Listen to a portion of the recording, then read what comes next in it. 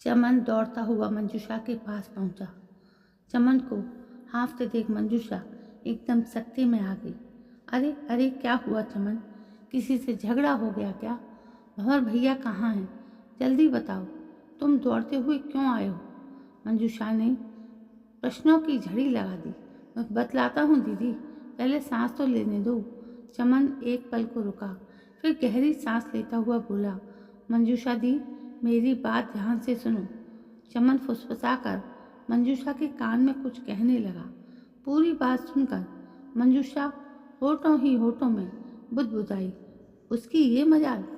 आप कुछ करें दीदी, वरना बहुत बड़ा अनर्थ हो जाएगा। मंजूषा ने कुछ सोचते हुए चमन से कहा, तुम जाओ, मैं सब संभाल लूँगी। हाँ दीदी, कुछ करो, वरना गोपाल और भंवर आपस में जरूर टकरा जाएंगे। इतना कहकर चमन चला गया। मंजूषा ने अपनी किताबें ली और झटपट कॉलेज जाने के लिए तैयार घर से निकल गई। मंजूषा जल्दी जल्दी कदम बढ़ाती हुई सुरसी के घर की ओर चली जा रही थी। कहीं सुरसी कॉलेज के लिए घर से निकल ना पड़ी हो, सोचकर मंजूषा ऊपर से नीचे तक कांप जाती थी। उसके कदम पहले से और तेज हो गए। सुरसी के घर पहुंचते ही उसने घंटी बजाई, आती हूँ, और उसी समय दरवाज़ा खुल गया। सामने सुरसी की माँ को खड़ी देखकर मंजूषा का दिल एकदम धक रह गया। फिर संयत होकर बोली, नमस्ते आंटी। सुरसी कॉलेज चली गई क्या?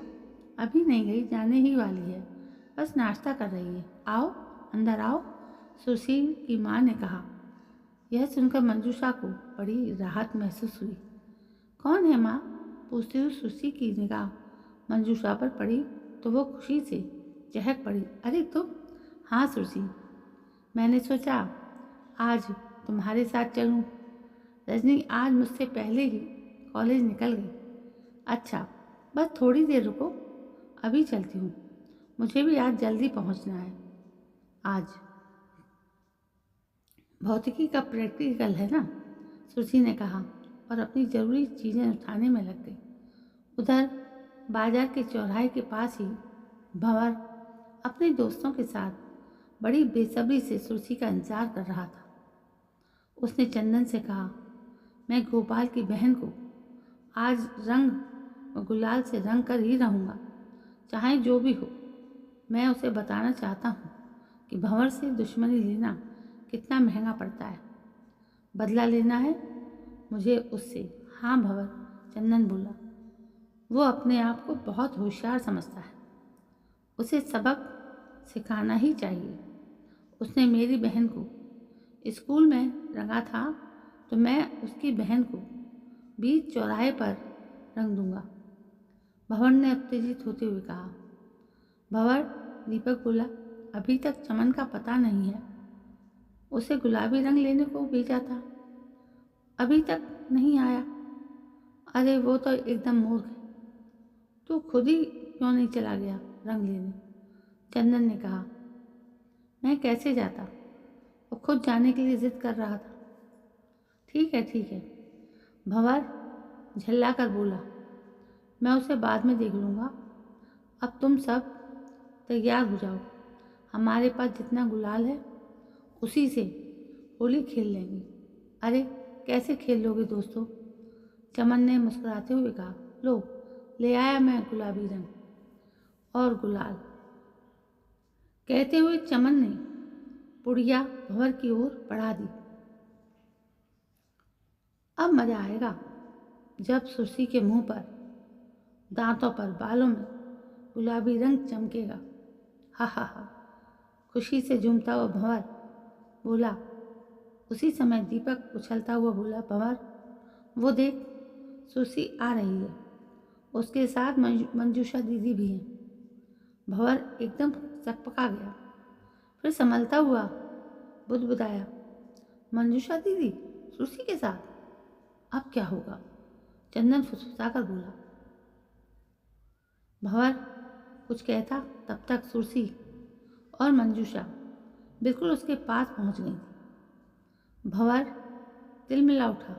उसने रंग से सने अपने हाथ चुपचाप पीछे कर लिए दीपक, चंदन और लखन पहले ही मंजूषा को सुरसी के साथ देखकर भंवर से कुछ दूर हट गए थे।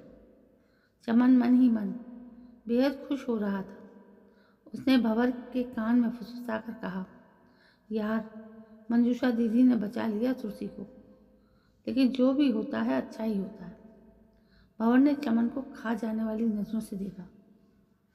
दोनों सहेलियां आगे निकल गईं।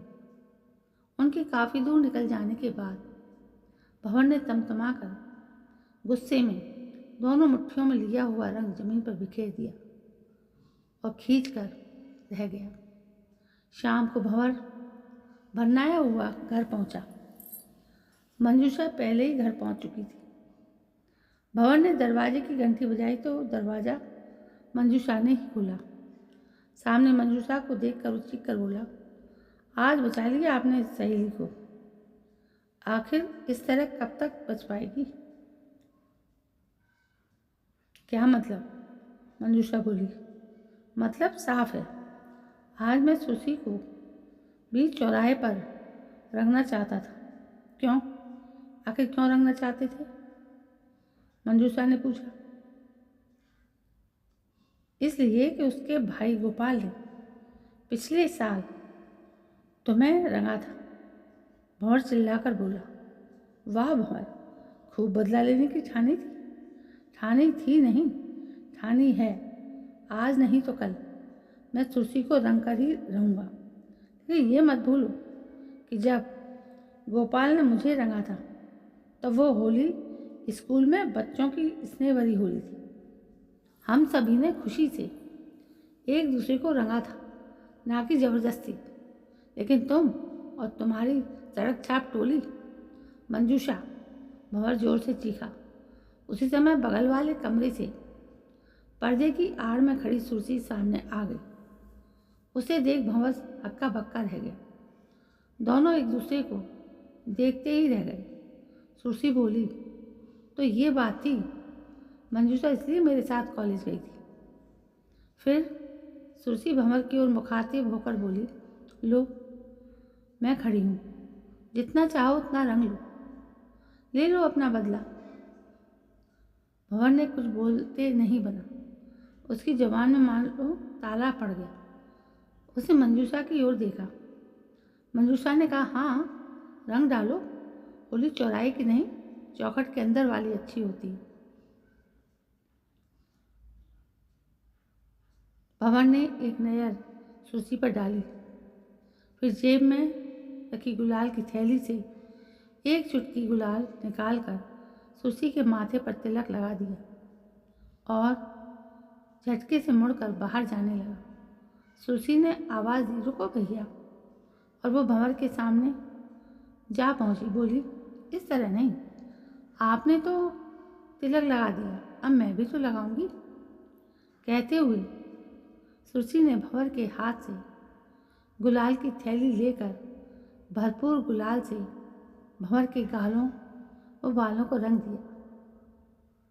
तो दोस्तों, ये थी एक बदले की कहानी, लेकिन जो कि बदला सफल नहीं हो पाया और वो वहीं फ्लॉप होके रह गया उनकी सूझबूझ से। तो दोस्तों, जो होली के रंग हैं वो मन को प्रसन्न करने के लिए हैं, ना कि दूसरों से बदला लेने के लिए। अब आप बताइए कि आपको ये कहानी कैसी लगी।